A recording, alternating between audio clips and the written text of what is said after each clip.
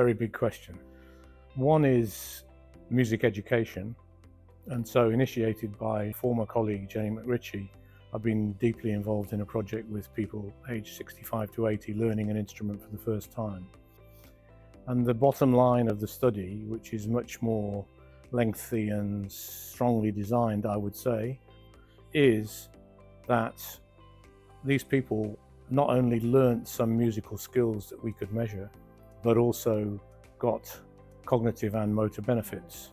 And we could demonstrate in statistical modeling that the reason for that was most likely what they learnt, or that they learnt something about music performance. It wasn't simply that they experienced learning, it was that they learnt something measurable.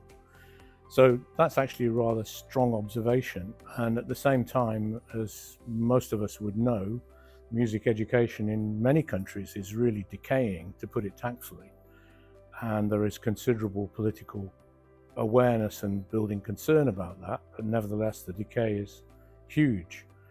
Just to take one simple example that applies here in Australia, several states and also a national curriculum have often stated that because we're a deeply multicultural country, then we should have multicultural music teaching. There should be a level of awareness in our students.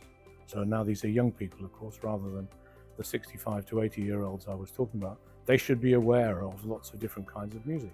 Then I thought the other thing which was particularly relevant in what I do that will be probably on a much shorter term very important is the use of machine learning, artificial intelligence in generation of text, music, image, anything.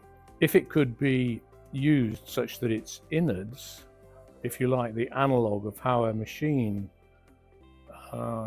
does instead of our human perception and cognition, if we could understand that even in our models of machine learning which are used for generating stuff, then we could make a huge step forward towards harnessing it as a useful prosthesis, even as a creative one.